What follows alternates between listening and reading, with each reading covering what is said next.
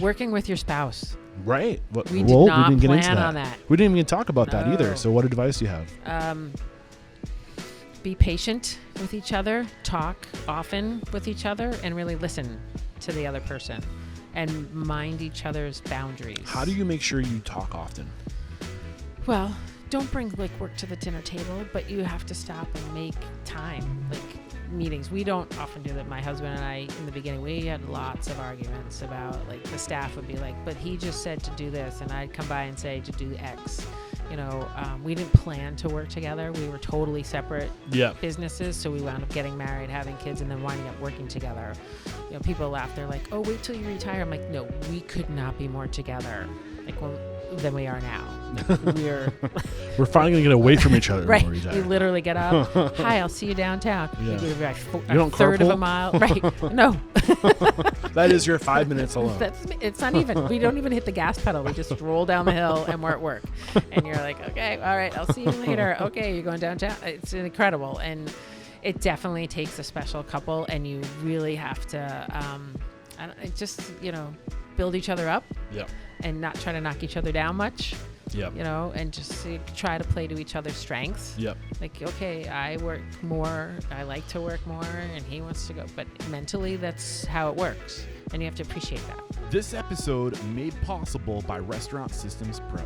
With excitement, allow me to introduce to you today's guest, co-owner of J-Town Deli and Country Store and marketing director for the Valley Originals, Genn Anzaldi. Jen, my lady, are you feeling unstoppable today? Always, every day. I'm stoked. Hi, Eric. Hi, I'm stoked to have you here. I found you by way of Big Dave over at Big Dave's Bagels, and that guy, love him. Yeah. He has a heart of gold. He was such a great, generous guest, and he said, I have to talk to you.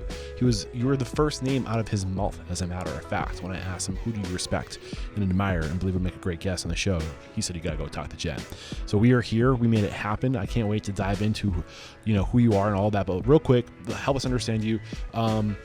What is your business today? Today, currently, we own and operate for the past 20 years. It's our 20th anniversary. Congratulations. Thanks. It's huge milestone. We own and operate a country store deli here in Jackson, New Hampshire. So Counter service, dine-in service. We have 2 liquor licenses, which we're one of only 3 in the state that you can actually serve and take out. I saw that. Yeah. I was like, wow. I was like, that's unique. I don't think I've ever seen that in a country store before. You've seen counter service delis, but not that has liquor. So you can drink that here and you can take it out. You won't carry the same. So you have 2 separate licenses, 2 separate options. So okay. If you come in for lunch with some friends or breakfast, we don't judge. You can have some alcohol and have some cocktails. What the hell? Why am I drinking coffee? I offered. You can have some cocktails, and then if you were to come in because you were going to some friend's house you needed a bottle of wine, or we have over 60 craft beers available as well. Cool. So you can grab a mix and max. How's your cider selection? It's good. We have probably 8 or 10. I should probably take a look. You should probably take a look. Yeah. We strive to be local, so. Awesome. Don't let me forget to pay you for this, too. I have this please. Jackson postcard that lovely. I found when I was looking around. I forgot to mention that. Okay. Give us an idea of the business you're doing. Total revenue. Are you willing to show those numbers? Well, total revenue now is probably close to 900,000 or more. Now, was it more at one point? It was less. Less at one point. So yes. you're growing. We're growing. Congratulations. Yep. So give us an idea of how many seats you have here. So we have 23 seats. 23 seats, $900,000. Yep. You get over 23 seats, and then you have to do dual bathrooms. Yep. So, and the store doesn't accommodate more than this. It's comfortable. It's cozy. Yep. At 23, we're fine. We're good with that. You're also counter service. How much of that is takeout? 50%. Okay, 50 dine in, 50. Okay, awesome. Yeah, probably more takeout depending on the day. And what of that is retail of your total gross? Is that separated in the P&L? No, I just gave you what we earn. Okay. Yeah, that's gotcha. taken. So it's all included right there. And so I would say probably after 10 years, we were really comfortable. Okay. Before that was. Yeah, I can't wait to get into it. And you came from kind of you see words like Hewlett Packard, and you're like, I'm assuming she was doing pretty well before. Yes. But I don't make assumptions. So you probably left a very comfortable, lucrative, cush security. you got that paycheck coming. Yeah. You left that to do this, which is really inspiring. So that's a Yeah. little bit of a teaser. I can't wait to dive into that story to find out how you got to where you are today. But let's get that motivational, inspirational, ball rolling with a success quote or mantra. Perfect time for the camera to come on site too. We have some social media happening right now. She's walking away. I think I It's scared my her. staff's awesome. Oh. Yeah. No, she's good. She's gone. I scared Yeah. her. What do you have for us? It really is about connecting with the community, and that includes your inner community. So your staff is huge, and then working your way out from there. Yeah, it all ripples out. Yep. If you don't have a happy staff, which we've gone through it all, it shows. Yeah, and that's really what my mission here to do is to prove to people that you have the ability to change your community. Photo time. What about me? What's this? Oh, okay.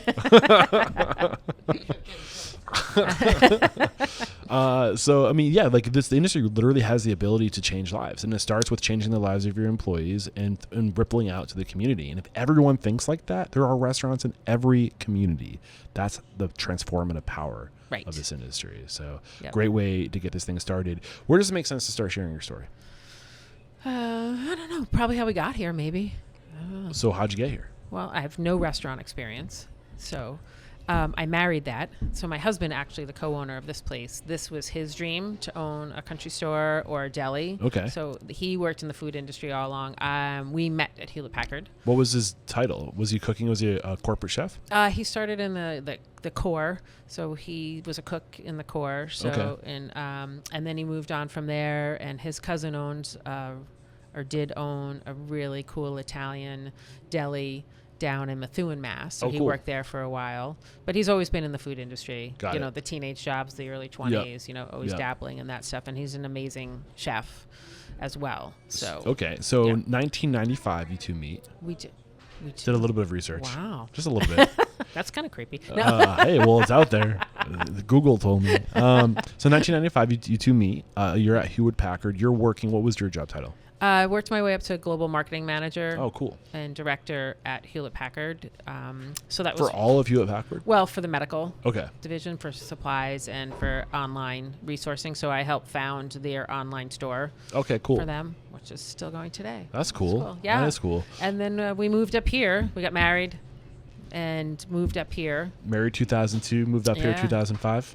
I moved up here in 2005. Okay. But yes, we kind of moved up here in 2005, 2004, actually. And we bought this business. So when we started negotiation, it was really for him, and I could work remote. Were you at that so you were time. still working? I was still working, and we were having babies. Okay. Well, how long did you do both before you went full in on the restaurant or the partner? We were here about 5 years. So for the first 5 years, he was here full time, and I was going back and forth to Andover, Mass, with Was the that kids. like a 2.5 hour drive, 3 hour drive? Yep. And I would do it every week. So drive up on Friday with, we signed on the deal for here, this business, J-Town Deli, which was not operational at the time. It was closed. We just bought the real estate. Okay.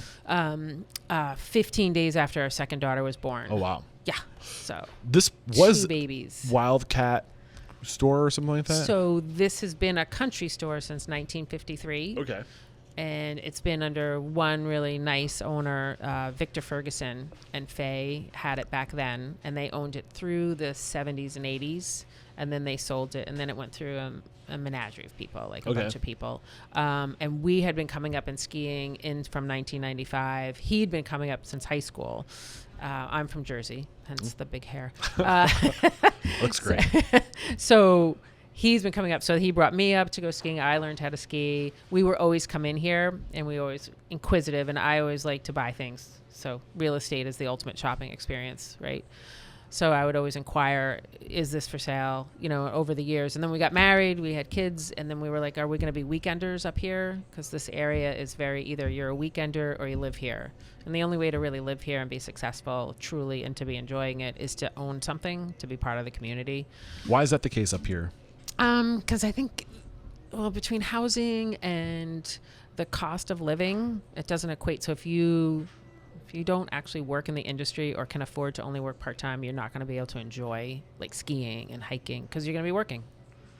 You're going to be working 2 jobs to make ends meet. Got it. So what was what was it about this space? Because you said that you're the one that kind of identified it as a space that you would want to purchase, or did your husband identify it as a place you would want to work out of? We both did. I think we both did. We were like, all right, if we're going to live up here, like this is where we could work. Jackson, the community of Jackson was really calling to us. And as you look at the real estate value here is great. The taxes are lower here. The education system is phenomenal in this town. So it's a great starting point for kids. Yep. So we didn't want to be in Conway or North Conway. Love them, but we want to, we're like, and this happened to be for sale again. So we were like, let's figure this out. So what was your husband's vision for himself at this time? Was he chewing on your ear? Was he like, hey, babe, I want to I have this dream. I want to open my own place. Like what did that look like? Yeah. So we were looking down in Andover area for, places for him already. And then we just decided we were up here with the kids and stuff. And we're like, we don't want to be weekenders. So what are we going to do? Let's look here. And, as my mom will say, I have a shining star that just follows me around. Like if I want something, a good parking spot, there it is. Just works out. It just works out. Yeah. So I think that's being positive. Yep. And putting your best foot forward all the time. So that's what I did. And then this came up for sale, and we were actually in negotiation, and it was still running. And then they closed it halfway through in the negotiations. So we went back to the drawing board and just bought the real estate and made it work.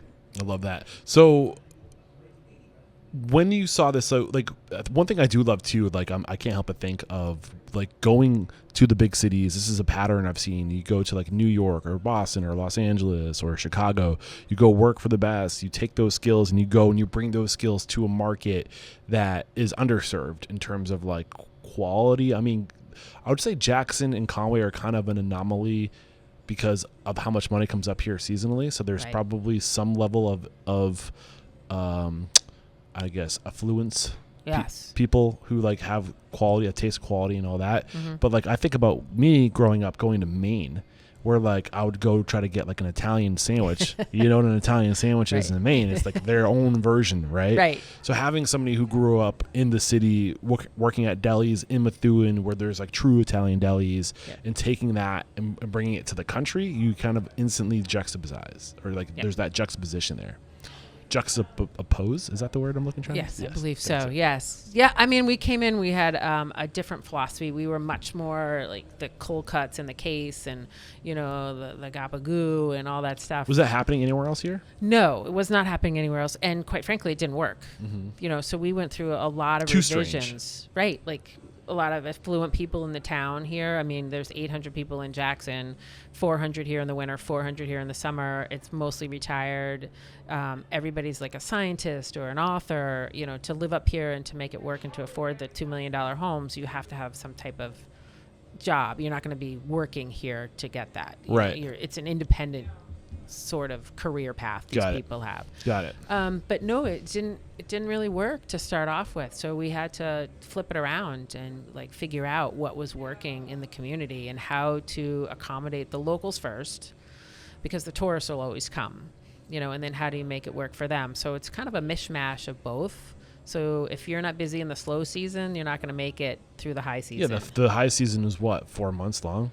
Maybe really well, peak? you get summer is the busiest. Summer is the busiest? Summer's the busiest. I was thinking that the winter would be the busiest with all the ski around You'd think, right? But that's more weather driven. Okay. And more single. So corporate America goes on vacation every August and every summer. So they book their vacations. They have their families. The kids are out of school. They have to take their vacation. Otherwise, they're going to lose it. Right. But it's family.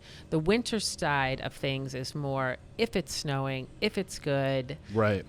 Throw the kids and the stuff in for a weekend as opposed to a week in the summer. That makes sense. Yep, because we have Storyland 4 feet away. That's right. Yeah. So. I pass it every time. I've passed it 3 times now coming up here trying to get you on the show. And it brings back memories every time. So you got to factor in the foliage season too. I'm sure foliage that's is probably huge for you. Yeah, so we used to be much more. 20 years is a long time. So when you look back over your records, every off season, mud season, and the November season is getting shorter and shorter. So we're pretty busy all year round. Today we had fresh snow. We're a little slow today, but yesterday we were crazy. Okay.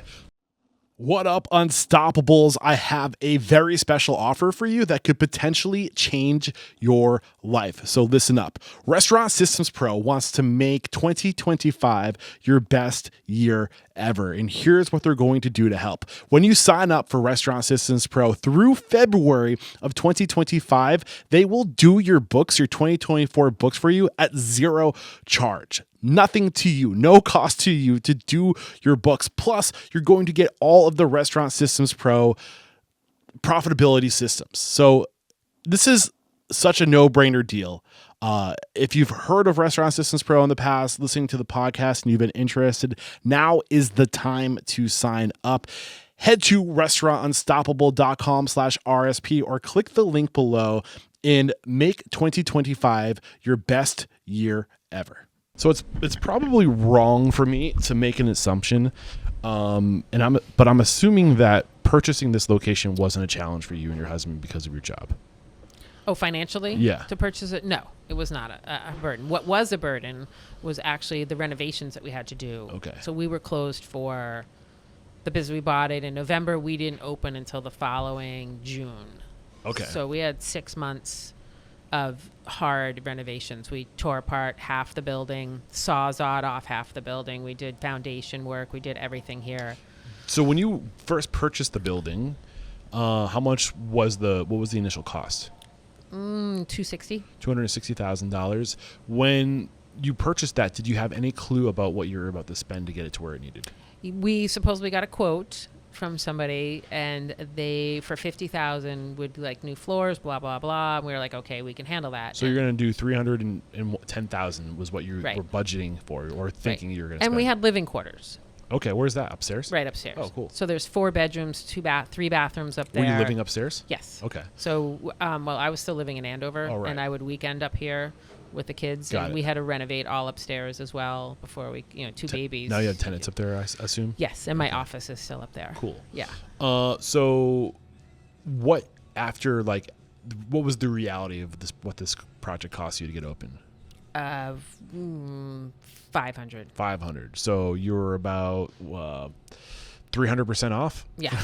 Was that right? Well, the contractor, small neighborhood. Yeah. Yeah, he wound up quadrupling his cost. Oh, wow. And I often think back, I'm like, Christ, like if somebody didn't have the money, what would they do? Right. Like you're That in the happens middle. all the time. You have no floor, you're no ceiling or no wall, and all of a sudden they're coming back and saying, "Oh, it's another $18,000 this month." So you went from 50,000 to 200. 300,000 additional costs. Yeah. Is that right? Well, 200 Well, 200 for okay. building, and All then right, you have 200, to that's right. you have to furnish it. So yeah, like that's a 400% increase. And Yeah. what, like they always say, whatever you think it's going to cost, double it. In this Oh, case, more it than that. was like quadruple it. Right. And yes, I had a good job, and yes, I was a good saver, so we had the money. Yeah.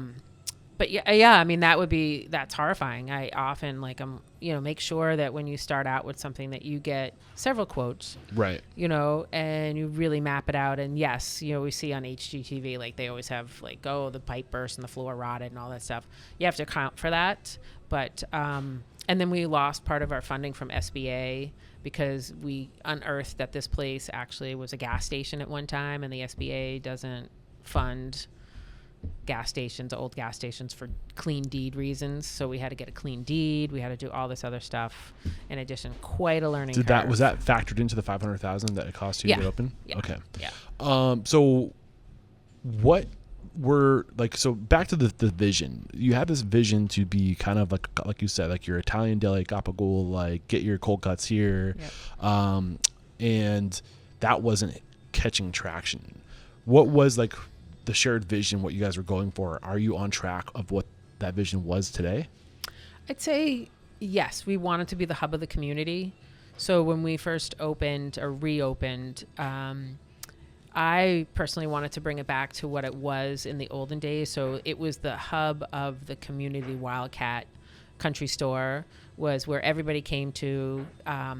We met up with Victor, who initially owned it, and he came back and had lunch with us and gave us his blessing. And then he wound up giving us some of his old marketing material. Oh, cool. And I even have his old ledgers that people would sign when they came to visit. Oh, that's cool. From the 50s, 60s, 70s. And all the time you hear people come in and you're like, oh, I used to come here as a kid, or some grandparent would bring their grandchild back now. Oh, that's cool. So that's really cool. And he had it with the old huge pickle barrel, which you can't have anymore, but like antiques everywhere, the pellet potbelly stove. So we can't do some of those things, but I'm trying to really bring back that old New England vibe with Definitely antiques. is so charming in this place. It's a Yeah. warm space. For sure. Thank you. Yeah. And that's what we strive for, really, to make it part of the community. In the last, like, probably 10 years, but more during COVID, I really honed in on bringing in local vendors, like local artists. So if you have somebody, how many scarves can you knit for your family, right? So that you don't kill anyone, why don't you sell some so that you can continue to knit? Yeah. And then you'll get some money back, right? That's cool. So we do a lot of local artists who are starting out for the first time. They're making soaps, and they're making jewelry and mittens and all kinds of fun stuff. And I'll go to the local craft fairs and call those people and say, hey, do you want to sell retail kind of thing as consignment? And that's how we get a lot of our stuff in here, and it sells. We do a phenomenal business, especially like this time of year and all summer long, with people like, oh, I need to bring something home for the pet sitter. And they're like, okay. Yeah, here's some homemade soap and some mittens. And So what's the strategy behind that? Is it to pull the community in, or is it to be profitable? both. Okay. Yeah, I mean, now we have people. We used to just have people coming in here for food, for wine and some groceries, but now they come in to pick up gifts too. Yep. They're like, oh, yeah, I can go there and get some gifts. Well, you see it all year round, and you come back, and you're like during the holidays or a birthday or something, and you go get it, right? Yep. How do you work that out with the talent? So it's just 70-30. Okay. So, and I often help people price things because Yep. it's their first time. So they're like, how do I, Yeah.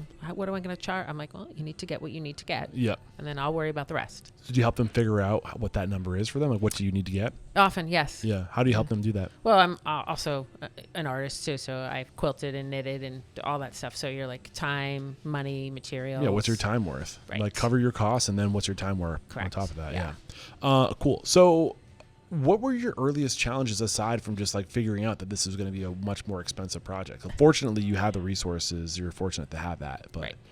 Yeah, I mean, well, definitely probably put you into a hole a little bit. Yeah, right? it made us very nervous. Who has a couple with $100,000 two laying babies, around right. as a budding family? Yeah, with two babies in tow. So that was a little difficult. So moving some eggshells around, the shell game. But then just figuring out what's working. People were in the community were very excited to have us back open because they missed the establishment. And then just getting the word out that we were not affiliated with the past owner, because there was some bad blood in the community with the really? past owner, and he had privately financed two previous supposed sales, and then he pulled back from each of those. So Okay. we actually took out ads to say that we actually own the business and the building now, so the past owner had nothing to do with it. Was it struggle? Was it hard to get people in the door because of that air? Some of them, yeah. We had a lot of customers and locals come in and say, are you, and asking us, does so-and-so still own it? And we were like, no, I'll go tell people. Okay. You Spread know, the word. yeah. It's a small community. It helps to know what's going on. Right. As much as politicking stinks, but it's important. Yeah. So how long before you guys really started to catch traction? Like what was that the first couple of years of scale and growth for you? It was pretty good. We did pretty well. And then it was weather dependent. So I would say probably getting the first 4 to 5 years, labor, who, what, how much, getting the seasonality down for here in this business. Right. Getting Only our time own- tells. Right. I mean, we had nothing to go by other than our own experiences of visiting Yeah. the neighborhood, How much has the business evolved to be what the neighborhood needs? Well, definitely the seasonality of it has expanded. So tourism has expanded. We have a lot more tourism all year round now. So that's great, and then what was the rest of your question? So basically you said that you started with this vision to be an Italian deli, and then you realized quickly that the community didn't want that. How fast were you to pivot and adapt to what the community did need? Oh, within a year. Okay. We were all right, this isn't working, and So shifting. What was the first year like in terms of revenue? It was fine. Yeah. I mean, we did okay, but we were it was the product usage. So we were still making sandwiches. We were doing all that. We're like, well, this case isn't really moving. Like people aren't buying stuff by the slice, Right. by the pound or whatever. So we need to make some changes. So then we expanded from just sandwiches and the deli case to having like potato salads and all those types of things. So people could, like in the summer, you could get all of that. And then we started to try and do some catering, and then we did meals to go, which was really big to begin with. We used to have a retail freezer here. For people. Are you still doing that, or did that wane? No, that kind of waned after COVID. We did it all the way through COVID. That's when you think it would have picked up. It picked up during COVID, but that was because we had the staff to do it. Okay. So when we first opened 20 years ago, you had your pick of employees. Right. And now you don't. They have the pick of employer. What do you think has changed in that regard? Why is that the case? Housing? Yeah, there's just nowhere to live up here. That's affordable. Why is that the case? Well, I used to be on the Housing Coalition Project. So in the early 2000s, they would build affordable housing here as to 20% of the houses built were under like 300,000. So now you look at today and less than 2% of the homes are under 300,000. So why didn't those regulations uphold? That's really up to the selectmen, and how they budget things and how they put their laws out, and they don't have any restrictions. Was there a realtor who was a selectman by any chance? Yeah, I mean, you have builders. You can't blame the builders, or they want to get the most that they, so you really can't blame anybody other than because we didn't have any rules in place. I was also just speaking with Dick, and he was talking about how also like people who don't live here were buying up all the real estate and doing short-term rentals. Yeah, plays into it. I won't disagree with him, but most of those short-term rentals are not affordable houses. So there's the crux. You get into it, and you really have to look at the numbers as to what homes are actually being built that are affordable. Okay. And then you look at projects like Settlers Green, the shopping center downtown. Okay. They built another 80 stores in the last 7 or 8 years. So that's pulling from the hiring pool. No, it's not necessarily pulling, but they had an opportunity to put apartments on top of all of those. And that would have been perfect. You could walk to healthcare, you could walk to food, you could walk to your job.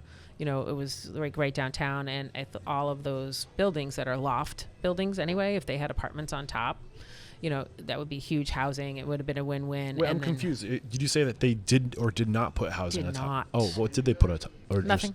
Nothing?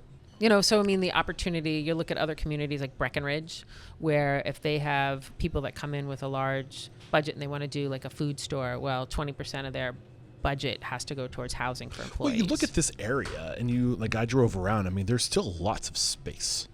You want to keep that. Yeah, but at the same time, you could throw in a couple affordable housing complex. But nobody wants to build because it's not going to get them the most money. Well, what if there was this coalition of restaurant owners that could pool resources to get? We've actually talked about housing, but then it gets into insurance purposes and who gets what, and we have 700 employees amongst us all. Yeah. So who's gonna get it? That's also So we delve into so much that we've kind of stayed away from the housing part, although being on the housing coalition and making sure we're part of the chambers and all of that to help highlight the issue in the area. Yeah. So in terms of you and your husband and your evolution as business people, what were the biggest transitions for you? The shifts in the gear, the points of we're getting better as being restaurateurs. So let's see. First, I was here working full-time in another job and then coming up here and doing the baking and the bookkeeping and the babies and trying to make a home up here for the first 5 years. So that was really difficult. So was that basically when the business got to the point where it could support or replace your income, or at least let you survive? It had to, because at that point, the company decided that they were going to go away from remote working. Okay. So we already had kids. So I technically lost my job to stay here because our kids were in school now. We were living here, and I was going back to meetings and such. So it wasn't like the restaurant had gotten so successful that you could quit your full-time job. Got it. We just took a leap of faith. Got it. I'm like, all right, we really have to make this work. And that was in 2010? That would be 2010. 2009, he says you moved to Jackson and you were full-time. Yeah. And then 2010 is when you approached a group of people. Yes, the Valley Originals. So how did you know of the Valley Originals? Just from their marketing. I knew that they were getting together and coming from a marketing background, you kind of pick up on what other things are working in the community. You're heard like, the radio ads. Heard the radio ads. As I have today. Right. We're having our discount sale today, so that's goes right into our fundraising bucket. So I can't wait to learn more about that. So just seeing, they didn't have flags at the time, but just going into those restaurants, because we always, owning your own restaurant and traveling a lot, you always look to see like with the locals places. I'm not going to go somewhere else and go to a chain restaurant. I want to be where the locals are. I want to see what's eating. I want to see the fare that's going on there and get the vibe of each area. So that's what we did here. And we were like into Delaney's and into the Red Parka Pub. And that's where our hangouts were anyway. And then they're like, oh, these guys all joined together. Like, what's that about? Right. When did that happen? The Valley Originals, they banded together in the mid to late 80s. Okay. And that was to keep the chains out of the area. What was happening in this area around that time? Well, things were coming in, like the 99s were coming in, and other chain restaurants were starting to like filter in, and business was starting to take off. Like the ski areas were building up, tourism was coming into the community. So the chain restaurant, they were trying to keep the chain restaurants out. Okay. Yeah. And their solution to that was coming together to do what? Marketing. Okay. Was Really it just marketing at this time? It was mostly geared around marketing and synergies and to see how they could get their buying power to buy more. So they had started to work with their vendors to say, if we just buy from you 7 vendors or 6 vendors, as a group, can you give us a rebate back? Okay. And then that would go back into their marketing budget and donation bucket. Okay, so the money they were saving on purchasing would go back into advertising. Yes, and some of it would start to go into donations too. Okay. Yep. How many restaurants was it originally? 7 to 8. 7, 6, 7, 8. Yeah. 6, 7, 8 restaurants. Yep. And today, how many is it? We cap it at 25. So when did it first get to 25? Oh, probably like 7 or 8 years ago. We got up to there. And you would have been a part of it at that point. Yes. So what was the success you were having where more and more people started to want to be a part of this? I think. I got a little bored mentally with just owning J-Town Deli here, and got involved with the school board and some other things, and then started banging on the door with Dick and Terry and Wally and saying, I want to be in. And we were smaller, obviously 23 seats, not like 100 seats or 150 seats. And I'm like, I want to be in. And then I got in. I had to fill out the application. You had to pay to get in at that time. I got in, and then I'm like, all right, you guys need help. So why did you want in so bad? I wanted to. They were a great group of people. I liked what they were doing for their marketing efforts. I liked their goal at that time. Now, from the mid '80s to the 2000s, now they're starting to focus on community and donations. So I wanted to be part of that, and I wanted to take advantage of the marketing because they were getting more marketing than we could afford. Right. We had TV, they had radio. You can't do that on your own. So that was really the crux of it. And then once I got in, I took a look around. I said, you guys, so now I'm just a member, just like all of them. And then I said, you guys are missing. You're missing something. You're missing a position. What was missing? So they were missing a membership liaison marketing position. Membership liaison marketing position. What does that position do? So that position really in a group is kind of like a mini chamber. So you really need to show and work with the members to show them the benefits of being on board and making sure everybody's taking advantage of the benefits, and then also growing those benefits. Why do you want to be part of this? You're not just going to give money and donation money to a group and not get anything back. Right. So where were the Valley Originals in 2010 when you joined? How many members were there? There was, I think, 16. 16. So 17. you helped bring on an additional 10 members in the time that you were here. Yep. Was that a lot of your work getting the new members on, or?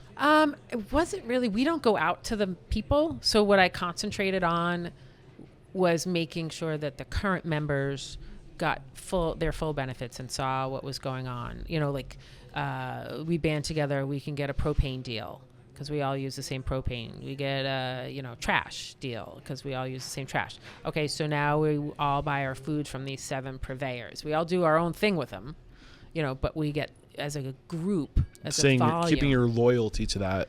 Yes. Getting your collective volume, you get discounts. Yep. So the guys are doing that already, getting the vendor discounts. But, okay, let's make it official. Like, put it on paper, not a handshake.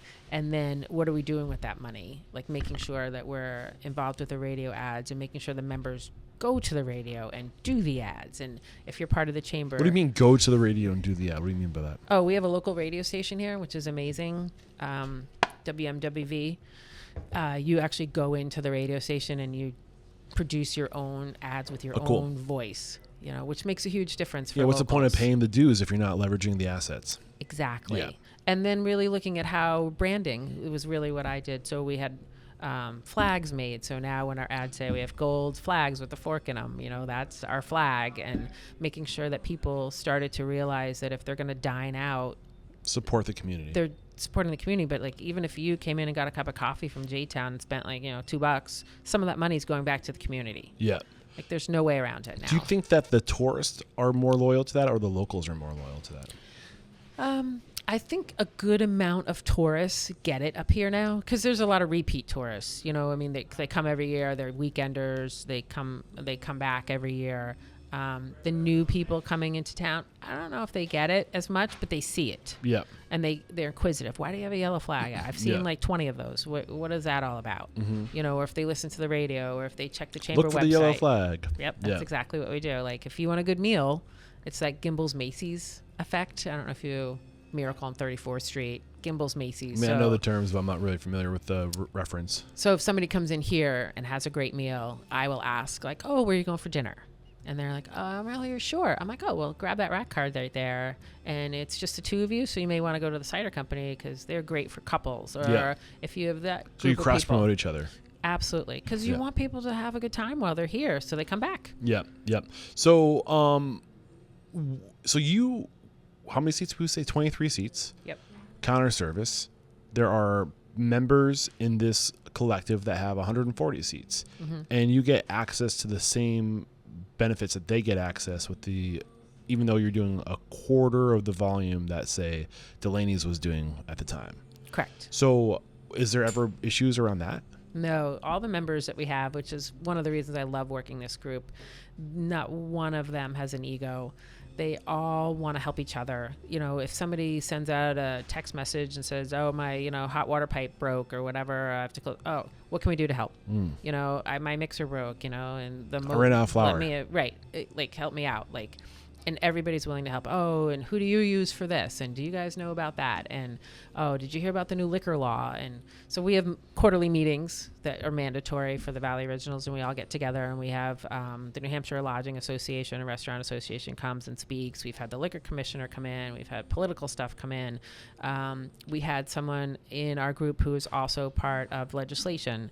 So he'll often say, oh, like the wage tip bill is coming up. Make sure he'll craft us a letter, and we all send in a letter. With 700 employees here in town, we're one of the largest employers in this community. Yeah, so you're also amplifying your voice and leaning in the different verticals, different lanes, the strengths of the collective, and saying, well, this person is plugged into this vertical of information. Like, you're a point for that. And like when something happens, you reverberate it throughout the group so we can all use our voice collectively. I love what you're doing.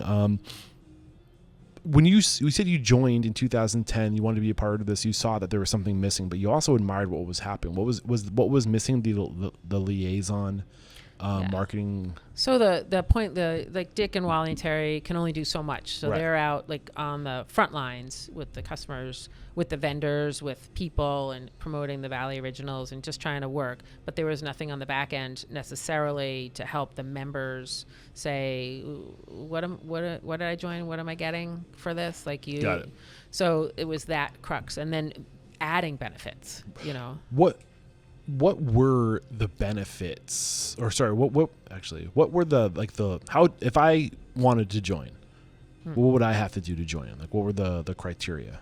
So there are criteria, which is on our website, but it is, you need to be independently owned and operated for 3 years. So you need to be standalone. You need to be, you need to put a little time. Yeah. Make sure you're good. You need to be a good steward of the community. Like, so your reputation. And it's a small community or a large community, who's a good employer, who's already trying to give back to the community. Or it gets out. Yeah, it does. And then you need to approach us. And then you need to be willing to, at the time, you used to have to pay a fee. Now it's really you're donating gift certificates to be part of. And then those gift certificates actually go towards branding. which is, you see them on every silent auction table. You see it all over the community. There's 800 plus nonprofits in this community. So anytime somebody has something, they're calling us. Like, I get 3 to 5 calls a day. Can you donate to? Can you donate to? So all those gift certificates go out to those people if it's not money, which is the bigger people, the bigger organizations, nonprofits. And it's just all branding. So it works synergistically. So if you get one of these cards, it gives you can say put $200 on a card.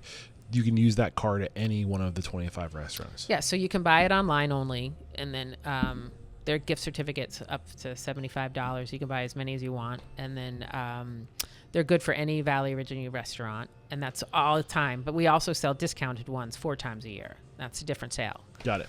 And we're coming into one of those times right now. Today. Christmas. Yeah, as December 5th. Yeah, today. Yeah. And I believe it's already sold out. So we just cleared probably 10,000 this morning. Oh, wow. Yeah. That's exciting. Wow. That happened fast. Yeah, it's 6 o'clock. There's 4,000 people plus that try to buy these gift certificates every quarter. And how much money? So 4,000 times 75? Well, no. So there are only a certain amount available. So the discount sale is donated gift certificates. So I donate $25 gift certificates. Delaney's does 13 $50 ones. So each member ponies up just a certain amount because you can't afford to give away everything.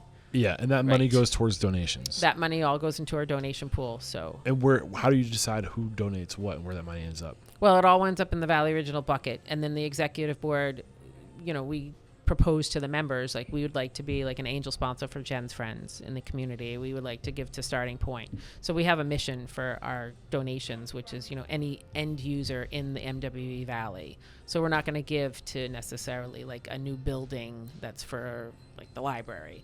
What we would give to Jenn's Friends, which is a cancer foundation, 100% goes back to people in the community in need. Got it. How much money have you donated to date? A couple million. Wow. Yeah. That's huge. We give in the last 5 years, I'd say we've been averaging a steady $350,000+ a year. That's awesome. Yeah, it's amazing. It's huge. How did this change your business when you joined in 2010? Was there a shift? Yes, we got a lot more marketing for it, and then we got some cost savings. We were able to save on some of our expenses because we work with vendors, and have contracts with them. So we had some, and then we got a couple more perks for our employees. So at this point, you had about 5 years of operations under your belt from 2005 to 2010. So that's a good runway of data, right? What started to happen? Like, what did the numbers tell you from like 2010 when you joined to say 2013, 3 years in? Like, how did the trends? We definitely awareness, community involvement, marketing. Our marketing expenses went up slightly because we started to buy into the programs, but to what we were getting back, we were definitely making more money. Yeah. So your spend went up, but your return on investment also went up. Yes, and I would say we could start to turn a corner. Right. We what do you mean by that? Meaning like we could breathe. Yeah. So you're now making enough money, profit, where like you had a little bit of. Yeah, you could take and go like out to dinner maybe. Yeah. So, what kind of revenue were you doing in 2013 and then 2012 after all? Like 600. 600,000. So you increased your revenue by 300,000. Yeah. Over the years, yeah. But also there's inflation. So there's a little inflation, yep. Okay. Yeah. But now we're able to, we were able in 8 years ago, so 2018, 16. Yeah. Around then we moved, we got a house. Nice. So we were able to buy a house, able to move out. That's awesome. And do you own this outright now, this property, or? Yeah, yeah. I think we have like 5 cents left. Awesome. Yeah. Congratulations. Now you have an asset. Have you gotten this appreciated? Yeah. I mean, our friends are realtors, so yeah. Yeah. So I mean, he's always telling, or she. Yeah, but that's a funny thing, right? So we have a lot of people who are trying to sell their business like us, who built it up and put it in, and you're like, who's going to be able to afford to start out at the top of their game in a business? So there's several businesses in the community that are for sale, and you're like, who's going to be able to afford to buy it to make that nut, right? So it's interesting question. Right. As we are nearing, like, in the next 5 or 10 years, our exit strategy. Well, did you say this is $210,000 investment originally? Yes. And then you put another $300,000 into it. Yeah. So for $500,000, what do you think it's worth today if you sold it? Probably like 8. So that's a 300,000, a Yeah. little bit of a nice, couple Yeah, year, but- income, but Yeah. not huge, right? But what with Right. a business? It's about worth 8 with a business too, you think? Maybe a little more, but then it's like it's only worth what someone's going to pay Right. when you really get down to it, right? Mm-hmm. It's so you can show somebody your books, you can show them what they are willing to make, but if no one's willing to do this lifestyle, Right. it gets a little tricky. Right. Yeah. What haven't we discussed right now in terms of the OG original, in terms of your involvement that we should be discussing? See, just from somebody else who's trying to start up something like this, happy Being to talk the to OG them. originals? Yeah, being the Valley Originals. Then Sorry, I keep it's okay. doing that. Valley originals. Happy to talk to people. We have talked to people across the country. There's a couple of pockets that had started after us. Dick, Wally, and Dewey, who's Terry's father, actually went out What in a the... gang of... I know, right? They were a gang. And they would travel out into other areas. They went out to Nashville. They went out further west, I believe. And I'm not so sure that the trips were all about business, shall we say. But they would go out and talk to other restaurants who were interested Were these all in doing- ski towns by any chance? maybe. And starting up the process. How do you do this? How do you get people around? So I also took this model of the Valley Originals and brought it to retail. So there's a couple of places in town. There's actually, I think, 30 something now that belong to the White Mountain Independents, and they follow the same model. They're not as lucrative because they don't have shared vendors and they don't have shared interests. They're all different. But I think every community that's like this should do this because it helps. It just helps with marketing. It helps with community. Like, so if you own a business and you get tapped every day to donate to something, right? We have business cards for all of our members, and they just hand out a business card. If they're not personally vested in that organization to give back, they just hand them a business card. They never have to say no to somebody. They come to me. I can say no. That's my job. Or I give them a couple gift certificates. That's how it works. So it creates a system. So you're not saying no, the process is saying no. Correct. Like it takes the pressure off of the restaurateur Right. to And they don't look like they're mean, right. or not caring. That's one thing that kind of bugs me with the consumer. Everybody, like if you're a baseball team or you're raising money for whatever thing, the first place you always go is the restaurants. And I don't think people realize. And the restaurant's also usually the first place to give. Right. We're making the smallest margins in the business we're doing, and we're giving the most. Right. And I think it's just this thing. Sometimes I think the community just needs to and I can say this because I don't own a restaurant, so I'm saying it on your behalf, like lay off, like these people are like, stop taking advantage of these people because they feel like if I don't do this and I'm a bad part of my community, Right. I don't want my community to hate me Right. because I need my community. Like lay off the restaurants. Right. It's a lot. Yeah. And you want to give, like maybe it's part of being Italian and German. Right. I don't know. You want to you want to Well, feed everybody. You're That's like, what hey. it's hospitality. Is the Right. synonyms are warmth, generosity, caring, conviviality, giving. It's what we do. Right. And you just want everybody to go away with that warm, fuzzy feeling. Right. So, yeah, I mean, it gets tough when you do that. So this organization allows you to say no without saying no. Right. You just give them a card, and then it's my job to say no. Got but it. by then, they're already disassociated. The enforcer. Right. I think They're you're breaking knees. kind of. Some days.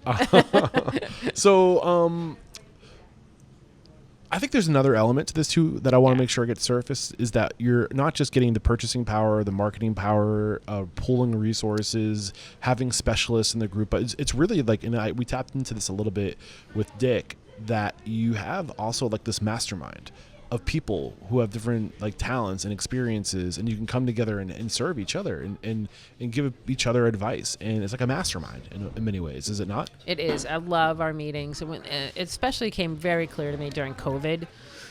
We had, all of a sudden you're operating, right? And then like we have the Shenandoah Pub, one of the best Irish, pubs outside of, Boston, top 10. And the day before St. Patrick's Day, you get shut down.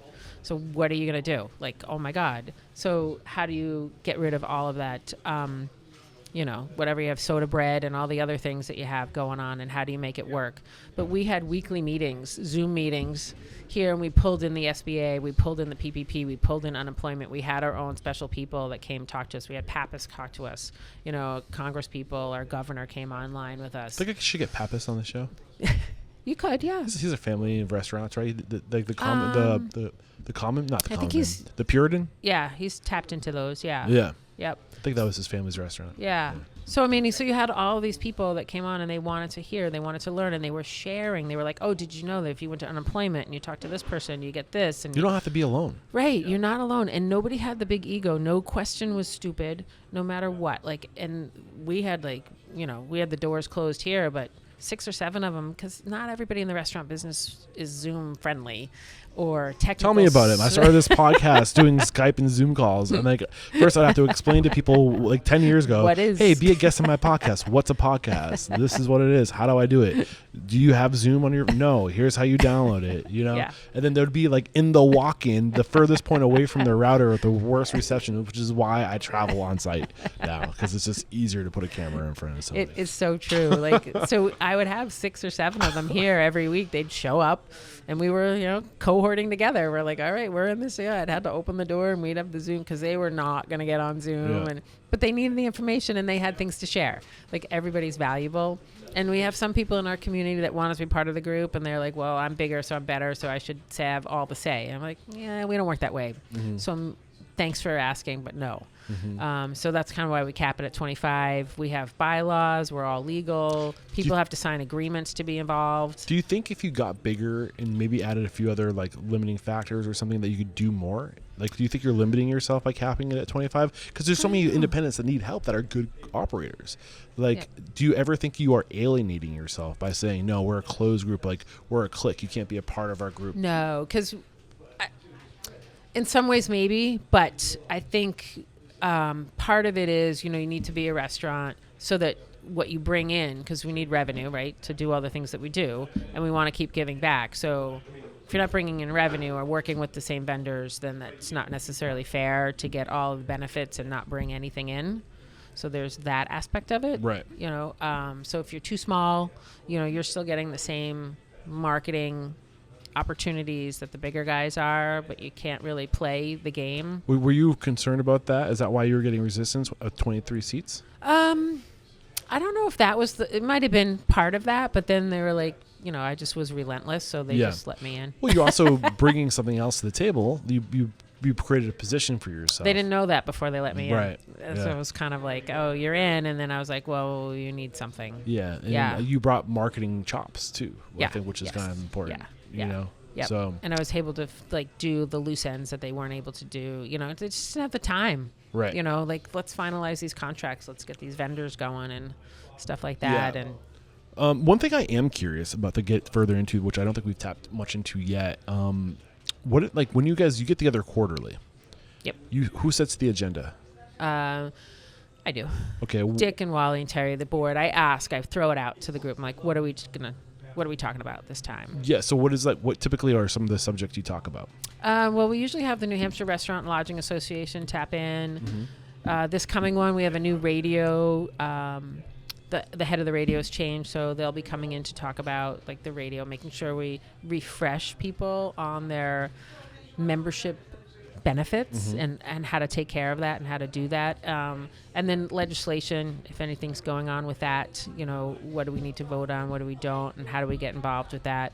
And then we'll bring in our vendors. It's an opportunity to give back to our purveyors. So like PFG, we buy a lot through them. All of us do. But they have to go to each one of us individually. So then we're like, all right, you get 15 minutes to talk to 25 of your target audience at one time. Does the New Hampshire Restaurant and Lodging Association kind of play into like their sponsors being pitched to you? No, their sponsors don't come. No, they mostly come and they listen to us. Like they'll have new legislation coming up and they want to know how we feel about it. Okay. Like, and so that they can have better representation when they go to legislate about it, Got it. yay or nay. Yeah. Yet they'll be like, no, that's not going to work in this area. So no, So we're not going to support it. Got it. So they are listening to you to be a voice for you at Yes. the executive, aren't the executive, but the Yep. judicial level? Is that the word? Or Yeah. what's the word I'm looking for? Not judicial. Political Political the lobbyists. Lobbyists. Yeah. Yes. Yep. Yeah. What about just like personal challenges? Like today, like we're struggling with like our prime costs or labor costs or like cost of goods growing up. Like you ever talk about that stuff? Like almost like a mastermind? Yep. So, well, that comes in with the legislation part. They're Yeah. like, oh, we're going to play with the, the minimum wage. So New Hampshire minimum wage is ridiculously low. It's like $7 or $8, which nobody ever pays, right? Maybe Walmart pays that, but we don't pay that. But if they raise that, what's going to be the domino effect? So we bring that back. We're like, okay, and we've given them spreadsheets. Like each member's done like a spreadsheet and said, well, okay, if you're going to go up to 10, then we have to go up to 20. And then, so that means that we can't hire everybody that we need to run. So now we're going to have to close tables down because we can't support the staff to man it because our wage is too high. Right. Do you think, like, when the conversations about going to like eliminating tips and just going to a flat service fee and just increasing your operational cost but just paying it forward to the customer, 20%, did that, like, when that type of conversation comes up, where do you guys fall? I think in the New Hampshire area we lag behind in those types of things. So we have some restaurants in the past that have added the gratuity on automatically at 20%. Local people do not like that at all. Like, that's a real, it didn't work. They actually But do you see the benefit of that? Of adding the gratuity on? No. Why not? I'm just curious. Because if you're a good server and you have good food and you have a good experience, you're going to get the 20% or more. Right. So you're capping yourself out at 20 and you could get more. Okay. So, if you're a server, it's really up to them to make the money.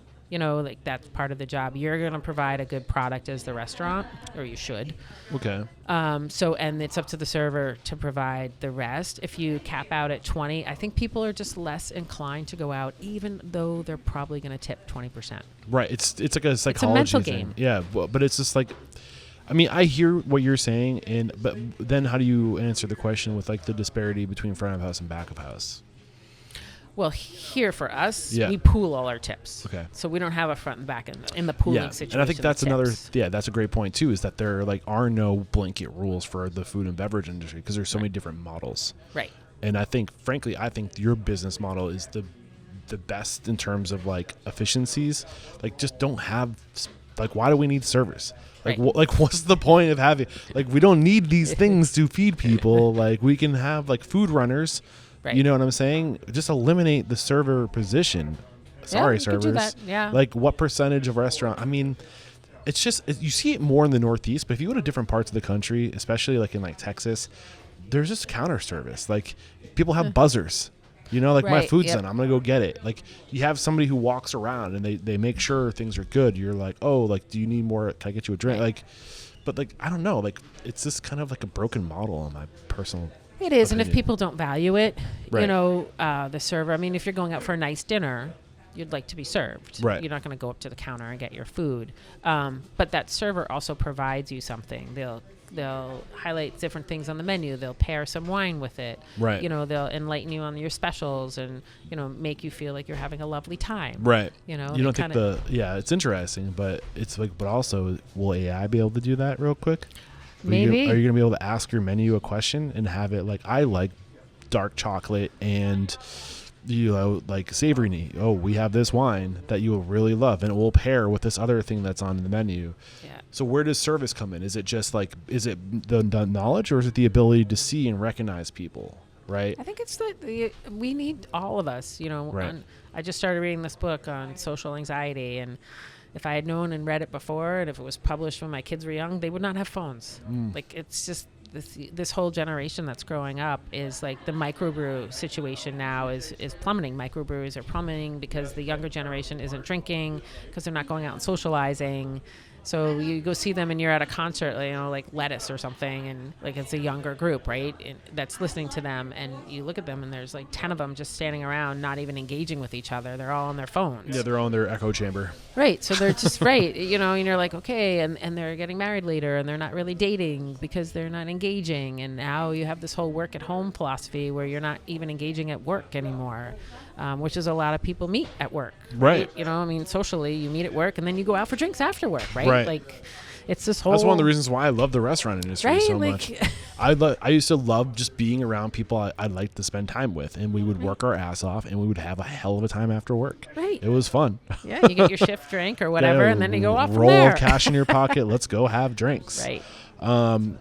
No, 100%. What's this book you were referencing though?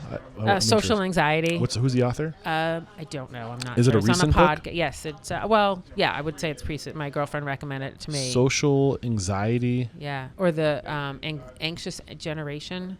The Anxious Generation. Yes, that's the one. Yep. I'm looking this up right now because I don't want to write anxious. And it just goes into how this huge social experiment was with phones and just giving them to kids. Jonathan Haidt? Yes. When was this published? 2024? Yep. Ooh, I'm interested. Yeah. Where's he located? Do you know? I don't know. I just read I was listening. So I'm listening audiobook, and I was nauseated by the end of the first chapter about how crazy it was that we gave a whole generation phones with no knowledge of what it does to their brains and nobody socially. knew. And It was unprecedented. And that's what Right. literally unprecedented means. Is we've never seen this before. We don't know what's going to happen. oh, it's crazy. Yeah. Yeah. So, 100%. I think I'm hopeful for the new generation, the Gen Zs, because I think that they were the victims of this. I think the young, they didn't know. Parents didn't know better, Right? No, Sally was doing it, so I guess it's okay we do it. And they were the early adopters, and it's always the youngest generation that is the influencer for what's about to be adopted. Like you looked at the millennials, or Gen Xer or Gen Y / millennial, they were Facebook,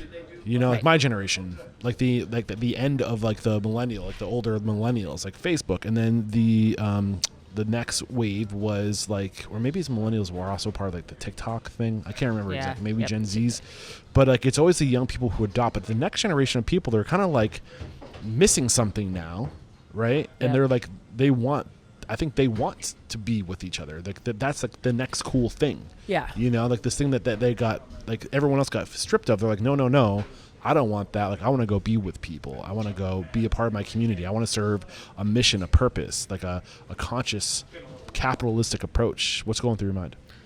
I would love that. I hope so.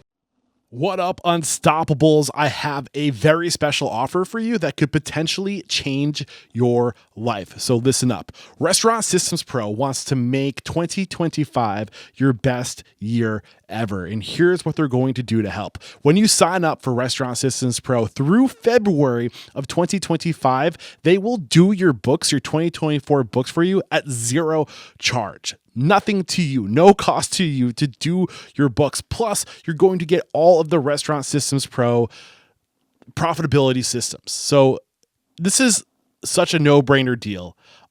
If you've heard of Restaurant Systems Pro in the past, listening to the podcast, and you've been interested, now is the time to sign up. Head to restaurantunstoppable.com/RSP or click the link below and make 2025 your best year ever. I have two 20-year-olds, young college kids, and they seem to be social.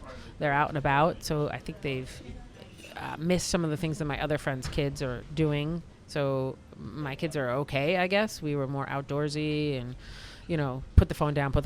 When we're done, we're going to go do this. But so I'm hopeful that the younger kids from that, really come up with something that they get back into it. And I've seen some housing traveling around. We stay at some VRBOs and some hotels, and interesting to see some of the new complexes have outdoor spaces. They have meeting spaces. So the housing and the houses are small. The apartments are smaller, but they're trying to push people into more of a social setting. Yeah. To enjoy more outdoor space and a grill and a pool. What are these the hotels? We went out to East Nashville. Yeah. Well, it's booming, so that's fairly a new city. I've been out there 20 years ago and seen the changes just recently. I was out again and in between, and it's interesting to see it's blown up, right? Yeah.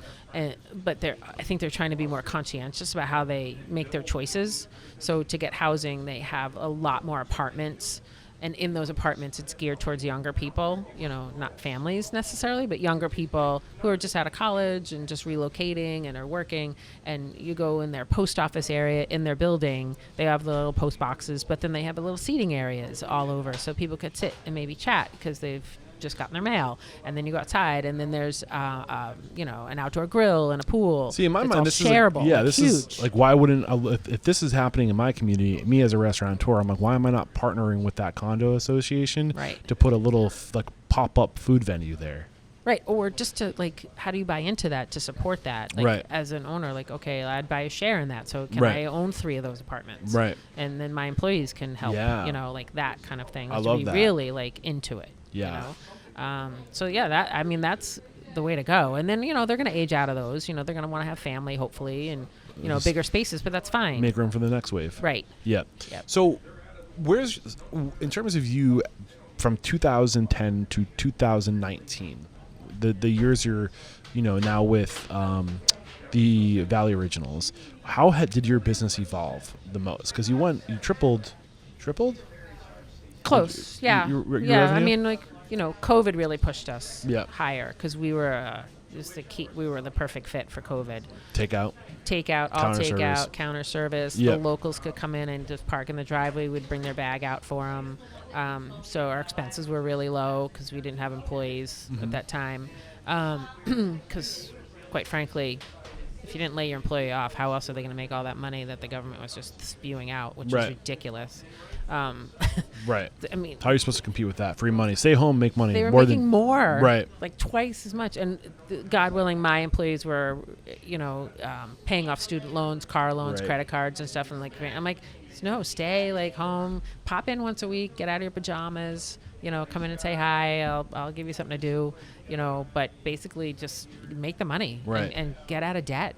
I guess, I know we all kind of evolved a little bit post-pandemic because it kind of shook us and we were forced to evolve. But where did you get your business in 2019? What were the evolutions, the improvements, the ways you made yourselves better? Well, we looked at our store and what we were doing for floor space, what was selling, what wasn't selling, modified it to make sure we had the tourist things that we're looking for as well as what the locals wanted. We increased our wine, we increased our beer selection. We did have at the time, we were making homemade sausage here as well as meals to go. So just doing all of that as well as just really getting out there. I was on the chamber board by then. I was on another chamber board as part of the school board. You just get more involved with the community. So you become a resource. So you're donating a lunch here, but then all those people are going to come in to buy lunch as well. Right. We played around with our hours a little bit, and one of the mainstays here is that we're open 7 days a week, every day, all year long, except for Thanksgiving and Christmas and sometimes Mother's Day. Okay. We'll close. Yeah. Okay. So you we would struggle where we didn't have employees at one time. We're we're not going to be able to stay open. I'm no, we have to. We have to stay open. What was the biggest? So the biggest lesson I'm learning from you at this time was that you really just got more involved with the community, got your name out there, developed relationships, but you also were paying attention to what the consumer was asking for and pivoting and adapting to consumer trends and requests. Yep. Post-pandemic, what were the biggest changes for you? Just making sure we maintain, because we're outside of Boston. We're a day trip from Boston, so we were and we were open. The state was open, so people were coming up all the time, just driving in hordes up here to just get out of their own backyard. So post-pandemic is how do you maintain those people? Make sure that those people you want to still come, that you want them to stay here and come back again and again. It's just, I don't know, just making sure that we provide a good product, we're consistent, we have a good friendly staff, and making sure that we're engaged. We make sure we reply to all the things that all of our posts that are online. We listen to the traffic, we listen to who's going to be here, we make sure we're ready to go. And that's pretty much it. We found it. We found what our sweet spot is. We're at a good price point, so inflation doesn't really affect us as much as higher end restaurants. So people are and we actually benefit.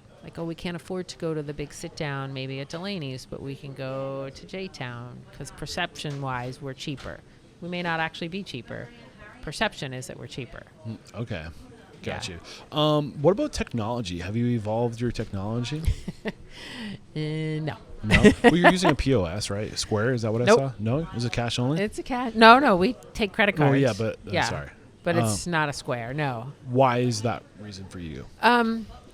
Ease of use for the staff. A simple cash register in a country store is quicker. I mean, we do have a scanner now. So all of our grocery items are scannable. But as far as like having to touch every single thing is impossible. We still take an order on paper because there's just a pain in the neck to stand at a counter. I've been all over to see all kinds of delis. Most of them do it by paper.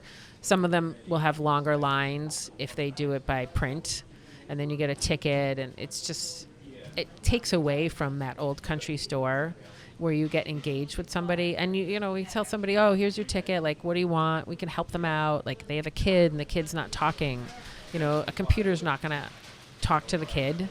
Right. But we can say, hey, we do have bagels and cream cheese for lunch. Like, that's fine. It's not on our lunch menu, but we can see the child, and you're like, they're having a hard time picking something off the menu. So you can verbally say, oh, we have this or we have that if what we see is not available. And you get that personal engagement, and then that also starts the conversation. Like, people want to be talked to, they want to be talked with. Yeah. And they come in, oh, I was in last summer, do you still have that great sandwich, and I'm bringing my kids back, or we had such a good time here. They want to tell that story to somebody that's here. They're like, oh, we had such a great time, is so and so still here? They had like the flaming pink hair, we love her. And if you're talking to AI, they're not going to get it. Right. It's weird. It's just like I tend to be a moderate most ways in life, like politically, like seeing like the pros of technology, and then also being like, we are human at the end of the day. And we do, to all the points you just made, like, we love being seen, we love being engaged, we love being remembered as guests and as staff. Those relationships, you just talked about this book, what was it, social anxiety? The anxious generation, right? And like, we keep on. This is kind of like my dilemma as the host of this podcast. It's like, do I continue? What do I do? Do I partner with these companies that are the solutions to this technology, like the technology solutions that are saying, hey, use AI, use kiosks, so you can have more throughput. You can. There is data that shows that when you have a kiosk and you do the upselling, which, like, when people order this, they also tend to order this, and the kiosk is never gonna forget to use the data, the AI, to do suggestive upselling, right? Like, it's always gonna do that. So like, the truth is, the data supports that they help upsell, because a staff member might not just see the opportunity to make a recommendation, or remember, so there's that. But then you have a whole generation that's older than I am that is going to avoid a place because they can't talk to somebody. But how much longer is that generation? Probably 20 years, maybe 30. There's a deadline there. Right. But and then just, I'd like to think that we're a people and that we want to engage with people, and that, socially, like, for our mental well-being. But back to your point in this book, The Anxious Generation, it's like, yes to all those things, like the data-driven upselling, but what are we sacrificing that we're unaware of? We are at that point again where now we're saying, let's put this tool in the hand of these evolved monkeys and say, here, use this phone. Life's gonna be better. And what have we learned? Has life gotten better? No. Nope. So what's to suggest when we put a new, more evolved technology into the hands of society, AI, and all these different tools? Is life going to get better? Or are we going to be even more anxious, even more like feeling like we're not being seen, we're not being valued? Like, we literally do not need each other anymore. Right. We live in a society where we do not need each other, and we literally evolved to depend on each other for survival. Right. Yeah. We need each other. we don't realize how much we need each other. Right. You need the plumber, you need the electrician, you need to talk to people. Through COVID, when people would come in, like, they would come in, I'm like, take 20 minutes and talk to them. Because I know they're home, they're working online, whatever, but we're actually seeing them, and mentally make sure they're okay. Right. Like, just talk to them. If they want to talk about, like, that they have laundry woes, or they have, like, they've done with Zoom meetings, or just take the moment and talk to them. Right. Like, and engage with them. And it goes even to, like, when I was on the school board, just simple things like, oh, we've put the newsletter online now. I'm like, no. you can't put the newsletter online for the kids, because the whole point is the kid brings home the school newsletter rimpled up, ripped to shreds in the backpack, right? And then you take it out and you see that, oh, little Johnny's picture is on here, so let's put it on the refrigerator. Yeah. Let's like read it together as a family. You're not gonna, nobody wants to read one more email Right. about something, you know, like let's get back to being engaged with each other. Like people come in here and they remember coming in here. I don't think if they went to a kiosk and punched some stuff in, like I've done at the airport and other places, did I have a memorable experience there? Yeah. No, Yeah. I didn't. Like, There's 2 books that kind of get into this that I've recently read to kind of educate myself on this subject, because it was a feeling, and I was like, I need to put the words to what I'm feeling so I don't sound like a jabroni when I try to talk about this stuff. And those 2 books were The Power and Progress, and the other one was The Coming Wave. And they really get into like the evolution from like an anthropological standpoint of like technology over time, like all the times that we've increased or improved technology, how the people at the top always tend to be the biggest beneficiary of that technology, i.e. whoever owns the technology benefits from the technology. They're trying to convince society that technology is going to make their life better, because they're using marketing to be like, hey, right. isn't your life shitty? Like, isn't this going to make your life better? Look how much time you're going to get. Look how much more freedom you're going to get. Look how much more productive you'll be. And meanwhile, they're just in the background, like becoming billionaires. Right. And then people are just being more easily marketed to. Yeah. Like, and they're losing their life. You Right. know, they're like on email at 8:00 at night when they Exactly. should be like, you know, hanging out playing cards with their kids or doing, you know. yeah, and like the whole point is to show every time that there's been improvement in technology, the trend has always been the rich get richer. And now this next boom of technology, whoever owns AI is going to be a Right. god. Like, it's going to be like, It's scary. right. So how do we be Yeah. conscious as an industry to say, what do we really need, or how are we, or what, who's trying to manipulate us to make us think this is what we need? And is this what we really need? What do we really need? Community? Maybe? Community. I mean, my staff is amazing. I've had the whole ups and downs of the love triangles and the situation, and this one But can't that's work with that what one. it means to be human. Right, and this one can't work with that one, or this one's stealing. God you forbid there's like, you know, like some like tension in the workplace. Like, that's part of like life. Right, but the past couple of years, I mean, to be honest, we have most people that work for me are older than I am, or my age and older, and they make their hours. They're like, oh, I want to work Monday through Thursday, and that's it. And I want to work from 10 to 2, like that's it. I heard And it going down earlier today. 2 of your employees. Sorry, I cut you short. And Yeah. you what? Pardon? You said and you, and I cut you Oh, short. sorry. No, so they, like, my husband was put off by that at first, like when the dynamics started to change and we had some issues with, you know, hiring people because there's just not as many people around. I started hiring, like, okay, you want to work here and you want to work then? I'll make the schedule work for you. You tell me when you can work and we'll make it work. And we've making it work, and people are happier. They, you know, work part-time, but they're here. Some of them, they say, I'm here to, this is my social. I don't need to work, but Right. I'm here to be social. Right. I'm here to get out. I'm here to have a purpose. Right. They want to get up. They have a schedule. They get up in the morning. They get dressed. They come in. They're doing stuff. They're making a difference. And they love each other. Like, they go out as friends. We all go out as friends, too. And it's like coming into a little party. You're like, hey, how was Thanksgiving? And how was this? And if you had all the technology that we're talking about, they would be miserable, too. You know, and then, like, you hear all the people in the background now. Lunch is filling in. Yep. Like, these guys are here to talk to each other. I'm getting worried that I'm going to dig into you taking up too many. How many tables? 1, 2, 3 tables people we're taking up right now? Oh, someone will just sit there. Okay. Well, I mean, there's a lot of cool things I think we could continue to talk about. Is there anything we haven't discussed yet up to this point? Well, actually, before I did want to make one more point. I heard that narrative, like that dialogue happening today as I was setting up. 2 of your employees were talking about covering each other's shifts, and like they're like just so like cool about it. Like no, whatever is good for you is whatever good for. Like, it was like a really cool like interchange that I heard going on there, or exchange, I should say. Anything we haven't discussed yet that you were hoping would come out of today's conversation? No, I just think like the Valley Originals, if you're a restaurant in your area and you're looking around at like who else is your necessarily competition or who's on the same level as you, and meaning that they're also providing good service and great food, and they have good employees, and they're conscientious, and you see them giving back to the community. You're like, oh, I would go eat there. Like, as another owner, right, as a foodie per se, you're like, hey, I like to go to that restaurant because the food's good, the staff's good, the owners are great, blah, blah.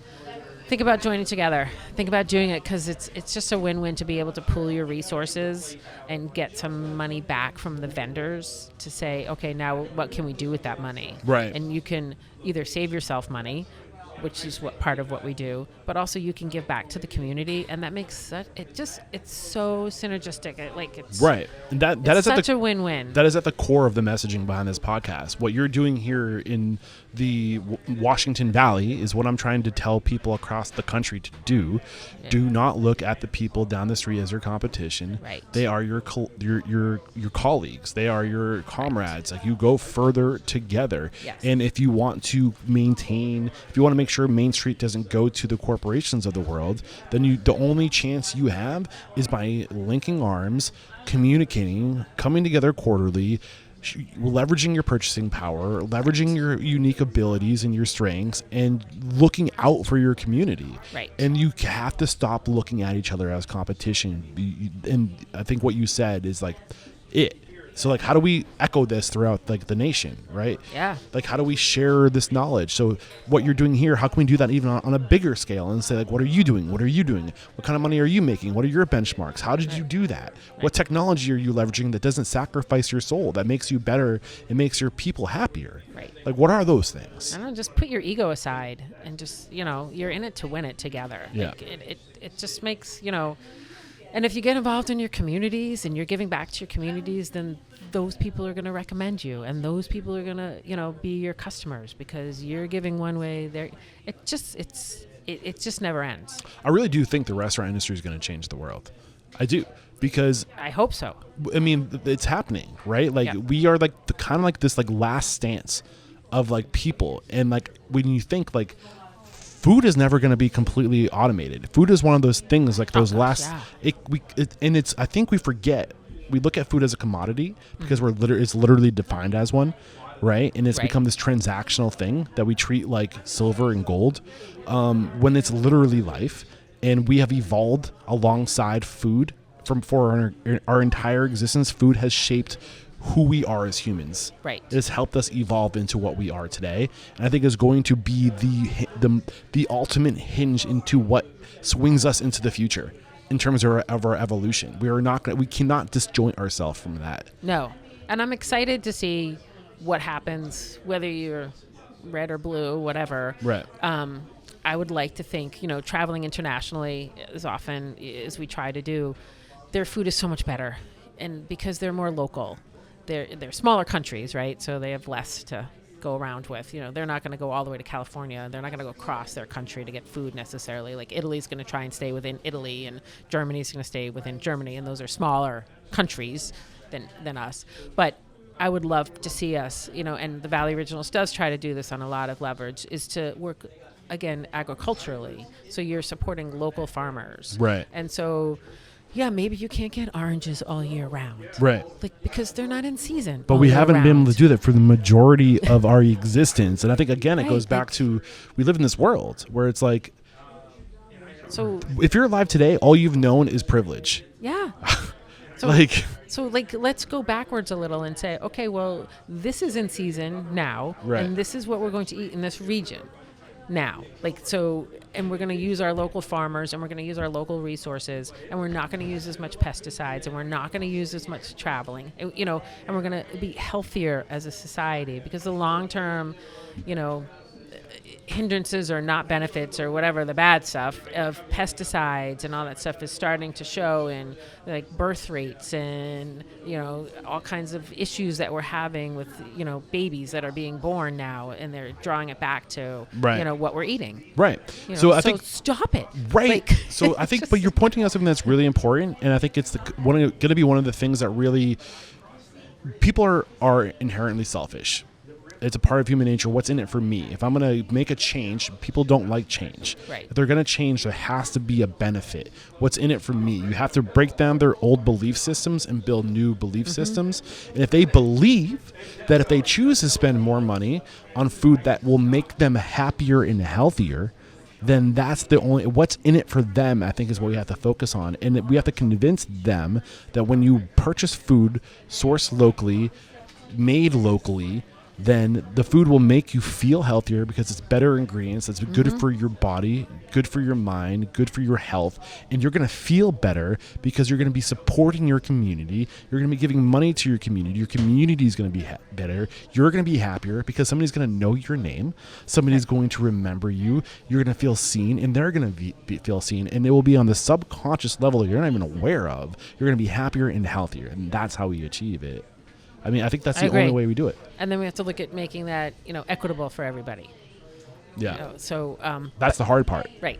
I mean, again, we have to, the consumer has to make that conscious capitalistic choice. Right. To support this. Right. System. I'm not going to buy that. I'm going to buy this. Right. That's the hard part. Right. It's totally how do we the do hard that? part. Right. I mean, you just got to keep beating the drum. Right. I mean, that's.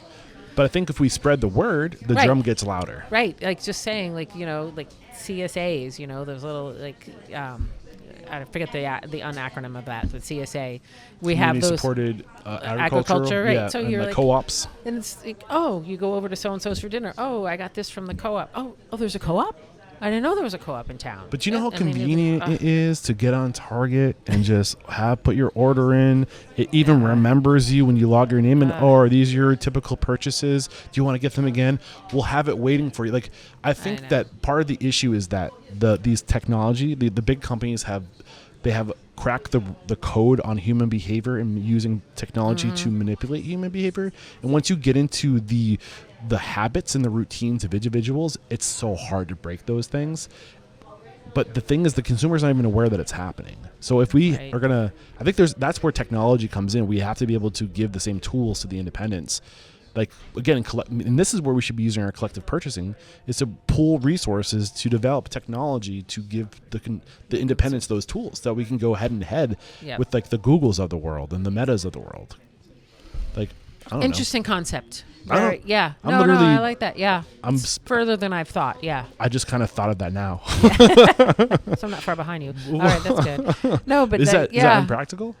I don't think it's impractical, but then again, I don't know if we're missing out on the human part of it. I'm not saying that part of that isn't good. Like, if you order from your CSA, I know that you can check off, I want beets this week, and they put out a list and you check off what you want, that type of thing. But there's something missing of going to the market. Seeing the farmer. Going to the market and smelling the peppers and smelling I agree. corn and shucking half the corn down and going, okay, this is a good ear, that's a good I like point. that. And being connected with your food that you're actually going to put in your body. Yeah. That type of thing. So hopefully we get a little bit more away from technology on that side. I mean, I don't care if I get my paper towels from somewhere. Right. Like that, it would be nice if they're recyclable and all that stuff. That's great. And I mean, I'll be honest. I know paper, but I'm kind of a hypocrite sometimes, even saying this. Like, I have my BJ's card. You know what I'm saying? We don't even have one up here. Right? Yeah. But when I'm driving across the country in that big camper right there, and I can save 20 cents a gallon on my gas. Yep. And I can get bulk water. Right. Well, I think there's some merit to different products. That's not so you're not buying a case of peppers. I mean, propane's straight up $10 cheaper when I go to the BJ's to buy propane. And I don't blame you for doing camper, that. right? Yeah, but you're not going to buy your produce for one at BJ's. No, I typically buy them from farms. The cool thing about the camper is I use this app called Harvest Host, which I literally park my camper at farms and I buy my produce and my eggs and stuff, my honey from farms. Right, and that's where the technology should go. Yeah. Making sure that people know where those farms are. Hey, Harvest Host, if you want to sponsor the podcast, hit me up. Please and thank you. That's actually not a bad idea. Anything we haven't discussed? I mean, I already asked that question, but is there anything more you want to talk about? No, I think that, if you're a restaurateur, make sure that you know your customers, engage with your people, both in-house and out-of-house and in the community, figuring out what people want in the community. Can you use technology to do that, to help you with that? As a CRM? Surveys and putting your message out there, making sure you have your newsletter out there and your website and your Instagram and all that stuff. You're a marketer. What's your best marketing tool? I would say all of it. We did a lot this summer. My girls were home, so we did a lot with Instagram and Facebook because our area, it tends to be a little older, so our demographics are 55 and above here. But putting out our daily lunch specials, we heard from the locals was really helpful.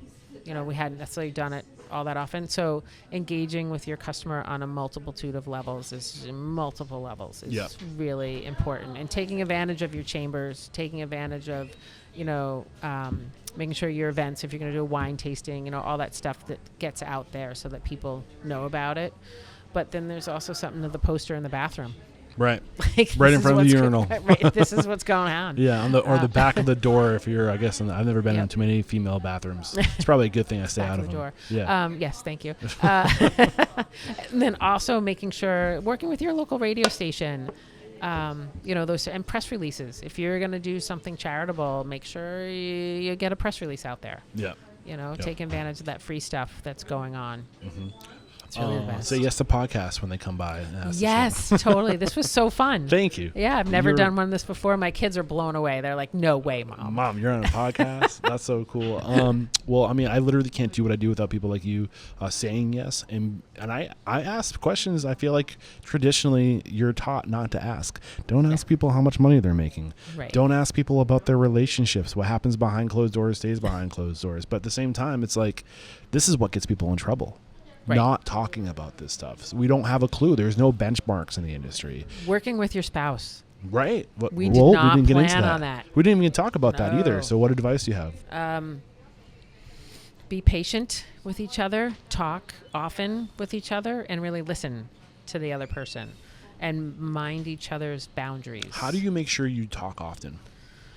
Well, don't bring work to the dinner table, but you have to stop and make time.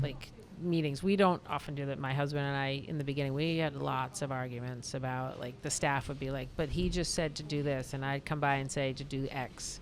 We didn't plan to work together. We were totally separate businesses, so we wound up getting married, having kids, and then winding up working together.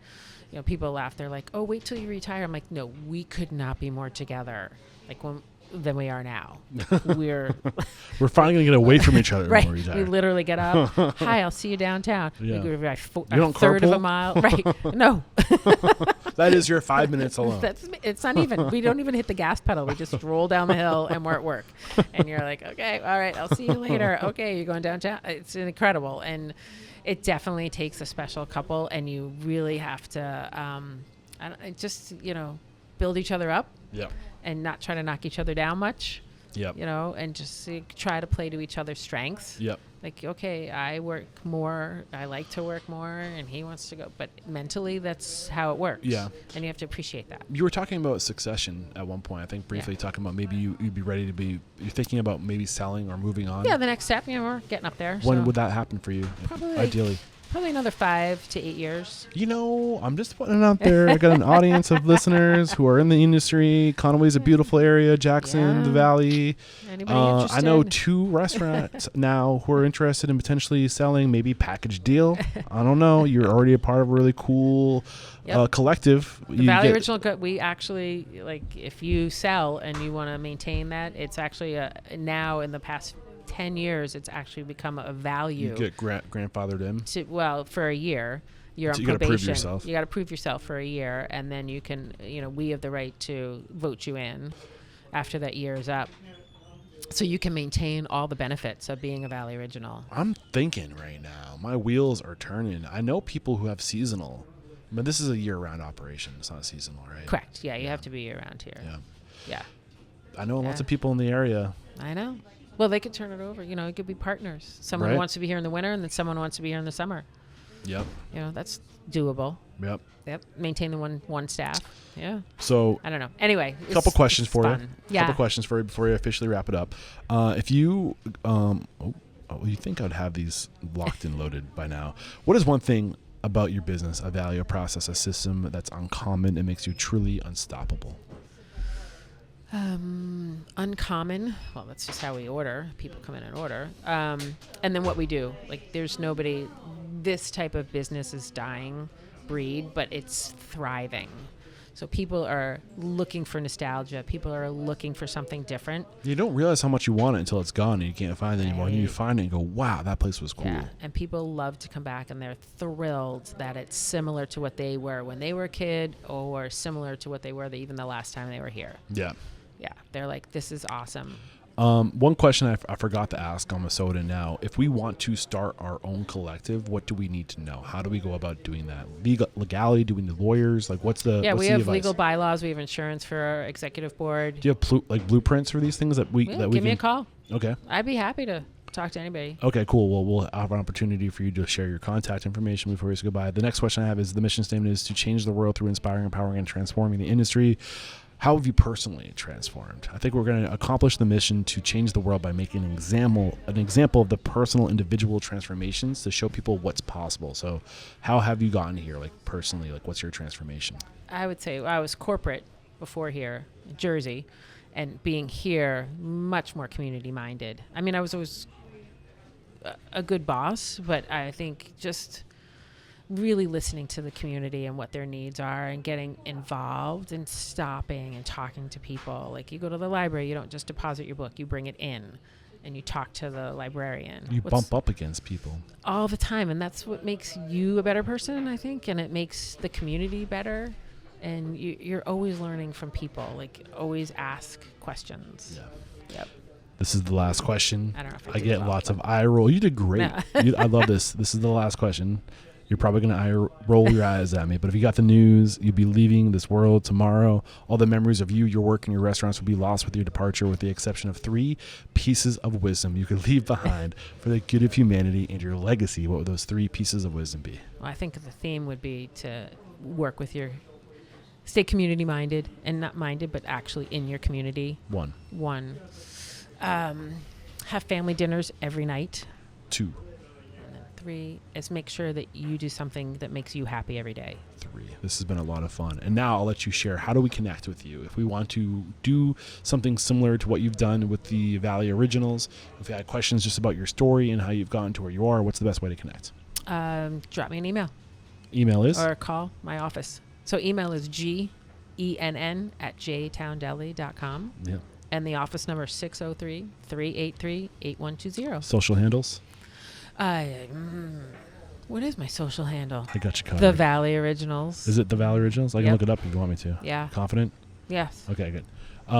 Well, thank you so much All right. for taking the time to share your story, to share your knowledge, to get open, to share what you're doing in the greater picture here in the community of New Hampshire, to be an example of what happens, the power of what happens when we come together and choose to go further together, to support each other versus compete against each other. There is no questioning, my lady, you are unstoppable. Thank you, Eric. Thank you. Appreciate it. Cheers.